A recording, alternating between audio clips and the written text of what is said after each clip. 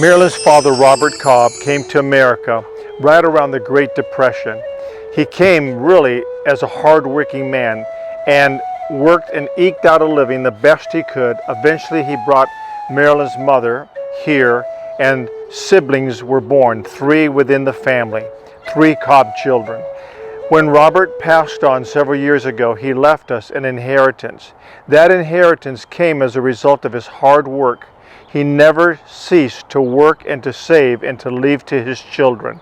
So Marilyn and I, rather than being spendthrifts and going hog wild and just buying things of the flesh, we decided that we would turn around and invest it in property. So behind me, that park model, we purchased it for our daughter Amy when she first got married. And it's been a blessing. And so I have to confess to you, I hired a crew to prune the oak trees. It was really bugging me. They were growing up over the roof, destroying some of the roof line and some of the shingles, and just bringing shade and moss and all kinds of problems. So I didn't want to have to spend the $700, but the problem is I can't do that work anymore.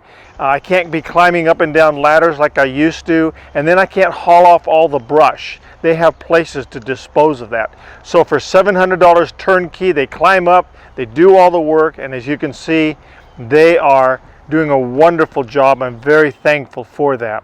But the bottom line, I had to ask the Lord, even though I didn't want to fork over that money, I'm retired, and that's a lot of money to let loose of. And it's not that I'm greedy, it's just that I'm cautious and careful.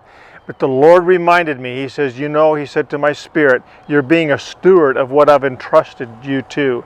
And I know enough of the New Testament that Jesus has lots of steward passages, like the parable of the talents. He gives responsibility with talent.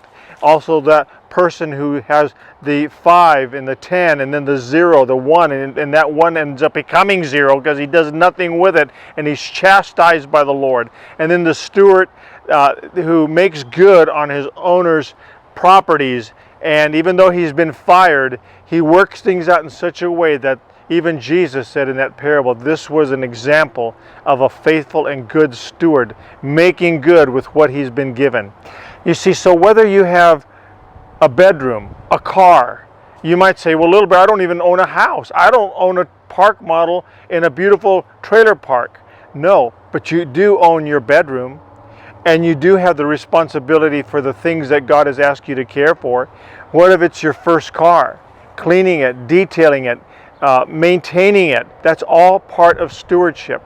God, believe it or not, is going to hold us accountable to what He's given to us to be stewards over.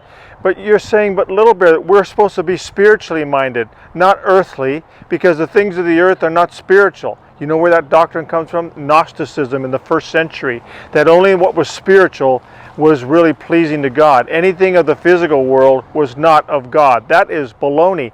What about from the very beginning, God told Adam to till the ground, make good the creation, a physical creation that I've created, make it beautiful. And so Adam's responsibility was to be a steward over his creation. So I'm a steward over my garden, a steward over my grass, all the things that I have to care and mend. Yes, like you, I get tired of it.